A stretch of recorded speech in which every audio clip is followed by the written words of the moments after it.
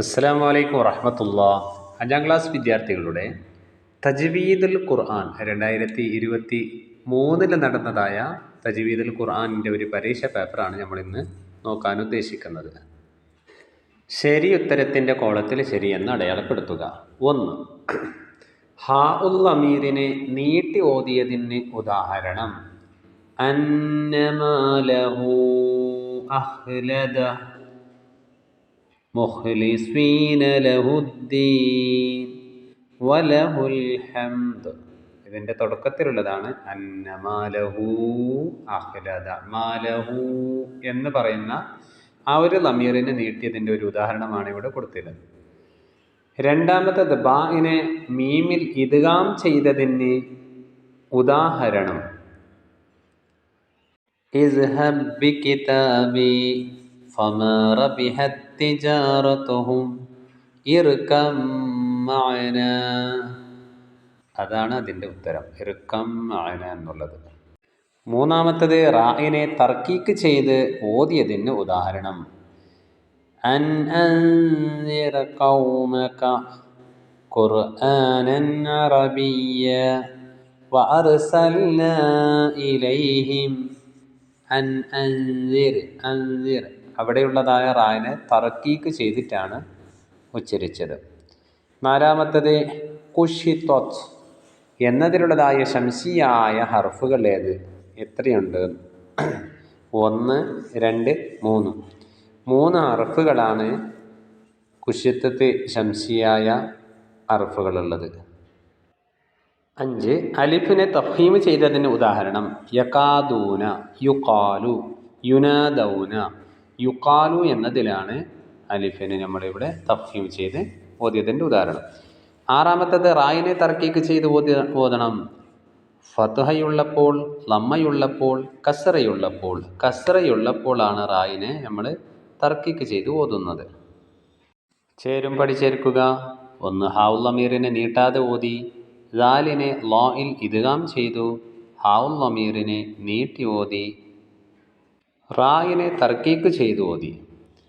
ഖാഫിനെ കാഫിൽ ഇദ്ഗാം ചെയ്തു. ഇതിൻ്റെ ഓപ്പോസിറ്റിൽ ഇരിക്കുന്ന ഓരോ പദങ്ങളും ഇതിൻ്റെ ഉദാഹരണങ്ങളാണ്.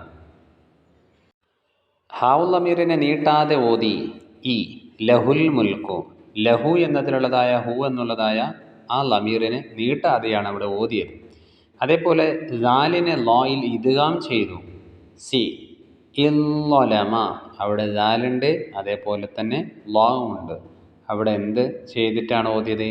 ഇദ്ഗാം ചെയ്തിട്ടാണ് ഓതിയത്. ഹാഉൽ ലമീറിനെ നീട്ടി ഓതി. എ യുഅദ്ദിഹി ഇലൈക. ഹി എന്ന് പറയുന്നതായ ലമീറിൻ്റെ ആ ഒരു ഹായിനെയാണ് നീട്ടി ഓതിയത്. റായിനെ തർക്കീക്ക് ചെയ്ത് ഓതി. ബി അൽ മസ്വീർ. ഖാഫിനെ കാഫിൽ ഇദ്ഗാം ചെയ്തു. ഡി അലം നഖ്ലുഖും. ഒന്ന് പുള്ളിയുള്ള ഖാഫാണ്, പിന്നൊന്ന് കാഫാണ്. ഇത് രണ്ടിനും അവിടെ ഇദ്ഗാം ചെയ്തിട്ടാണ് ഉച്ചരിച്ചത്. ഓക്കെ. തജ്വീദിൻ്റെ ഈ പരീക്ഷകളിൽ ഏകദേശം ഇതുപോലെ തന്നെ കൂടുതൽ ഉദാഹരണങ്ങളായിരിക്കും വരിക. അത് നമ്മൾ കൂടുതൽ ഉദാഹരണങ്ങളൊന്ന് ശ്രദ്ധിക്കുന്നത് നല്ലതാണ്. വിട്ട ഭാഗം പൂരിപ്പിക്കുക. റുഫിയാത്ത് എന്നതിലെ ഫാ, ഐൻ എന്നിവയാണ് ഖമരിയായ അക്ഷരങ്ങൾ. ഇതിൽ ഖമരിയായ അക്ഷരങ്ങൾ ഏത് എന്നുള്ളതാണ് ചോദ്യം. ഫാ, ഐൻ. അഹൂഹും എന്നതിലെ വാവിനെ ഡാഷ് ചെയ്ത് ഓതണം. തഫ്ഹീം ചെയ്താണ് ഓതേണ്ടത്. ഇവിടെയുള്ളതായ വാവ് തഫ്ഹീം ചെയ്യണം. അതേപോലെ ബിഅബ്ദിഹി ലൈലൻ എന്നതിലെ ഹായിനെ ഡാഷ് ഓതണം. അവിടെ നീട്ടിയിട്ടാണ് ഓതേണ്ടത്. ഇവിടെയുള്ളത് ബിഅബ്ദിഹി എന്നതിലുള്ളതായ ഹായിൻ്റെ ലമീറിൻ്റെ ഹ ആണ്, അതിനെ നീട്ടി ഓതണം.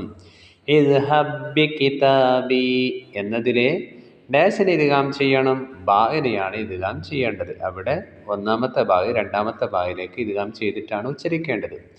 യുരീദുല്ലാഹു എന്നതിലെ റായിനെ ഡാഷ് ചെയ്ത് ഓതണം. തർക്കീക്ക് ചെയ്തിട്ടാണ് ഓതേണ്ടത്. അല്ലേ? തർക്കീക്കിൻ്റെ 4 നിയമങ്ങൾ നമ്മൾ പഠിച്ചു കഴിഞ്ഞാൽ എവിടെയൊക്കെയാണ് തർക്കീക്ക് വരുന്നത് എന്നുള്ളത് വ്യക്തമായി നമുക്ക് മനസ്സിലാക്കാൻ കഴിയും. ആറാമത്തത് റായിനെ ഡാഷ് സന്ദർഭങ്ങളിൽ തഫ്ഹീം ചെയ്യണം. 5 സന്ദർഭങ്ങളിലാണ് റായിനെ തഫ്ഹീം ചെയ്യാനുള്ള അവസരമുണ്ടാകുന്നത്. ഒറ്റ വാക്കിൽ ഉത്തരം എഴുതുക. 1. ശംസിയായ ഹർഫുകൾ എത്ര? 14 ഹർഫുകളാണ്. ബാഗ്, താഗ്, സാഗ് ഇതിൽ കമരിയായ അക്ഷരങ്ങളേത്? ബാ എന്നുള്ളതാണ്. ഹാവു ലമീറിന് ശേഷം സുക്കൂനുണ്ടെങ്കിൽ ഹാവു ലമീറിനെ എങ്ങനെ ഓതണം? നീട്ടാതെയാണ് ഓതേണ്ടത്. മുസ്ഹഫിൽ ഹാവു ലമീറിനെ നീട്ടാൻ കൊടുക്കുന്ന അൽ യാവു സഗീറയുടെ രൂപമേത്? ഈ രീതിയിലാണ് നമ്മൾ എഴുതേണ്ടത്, ചെറിയ യാവിൻ്റെ രൂപം. അതേപോലെ ഖാഫ്, ലാമ്, മീമ് ഇതിൽ ശംസിയായ അക്ഷരമേത്? ലാമ് എന്നുള്ളതാണ്. റായിനെ തർക്കീക്ക് ചെയ്യേണ്ട സന്ദർഭങ്ങൾ എത്രയുണ്ട്?